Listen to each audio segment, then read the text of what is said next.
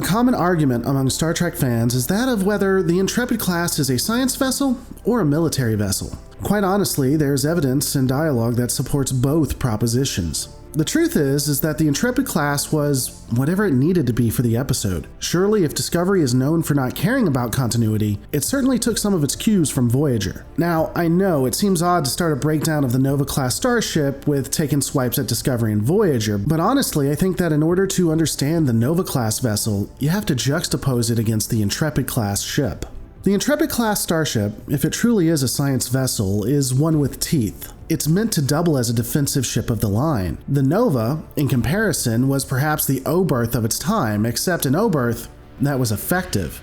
In my opinion, the Nova class is as close to a science vessel as you can have during the Dominion Cold War and Dominion War eras. The Nova class looks similar to that of the Intrepid, consisting of a curved saucer section and secondary hull connected directly to it. The saucer section does have a triangular shape to it, with the secondary hull more elongated. Interestingly enough though, the Nova would only appear to have one impulse engine versus the dual model we see on most Federation ships. It also has a standard navigational deflector, and this is usual with most starships that are actually thought out in design and weren't just thrown up on screen to have something there. As I've stated, the Nova class is a ship that is very similar in design to that of the Intrepid class.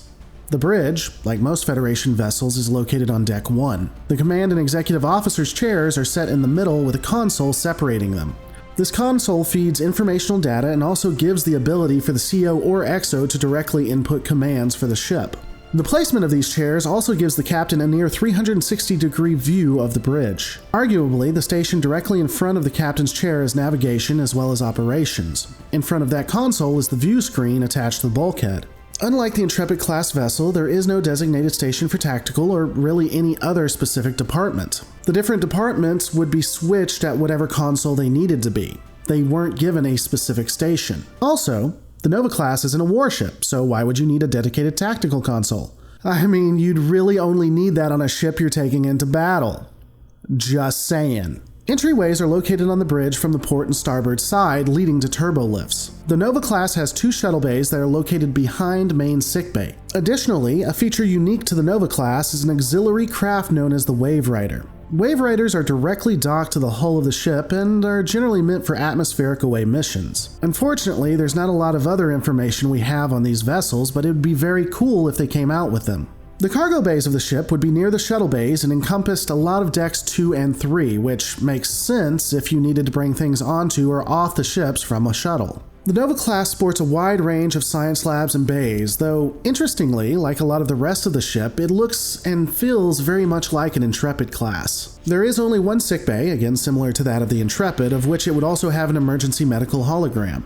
Lending to its focus on science, crew quarters for those not of the senior level would be pretty Spartan, while senior officer quarters would be a bit larger. Though I use the term Spartan loosely, the rooms are very accommodating compared to, say, the Klingon Empire or even the Romulan Star Empire. Main engineering is located on only one deck, that being Deck 7. There would be 4 consoles located on bulkheads and a warp core analysis console on the front of the warp core itself, and this is all that the engineering bay would have. While engineering was only one deck, the warp core itself would span from Deck 5 to 8 and could be ejected from the bottom. We don't know a ton on the defensive systems of the ship, but it apparently has at least 11 phaser arrays, with most resources saying that these phasers are Type 10, and 3 photon torpedo launchers.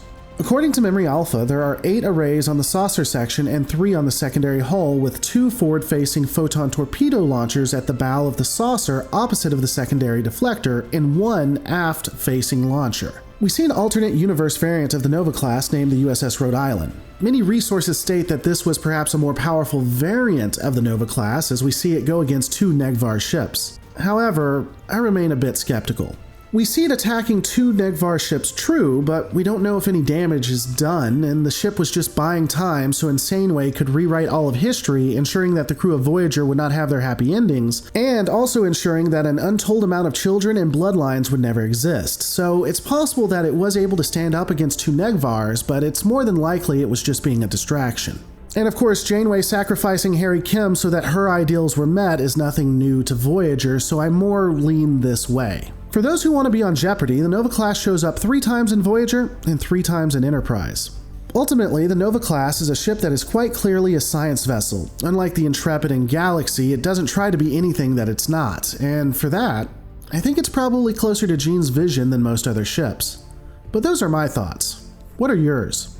Let me know in the comments below.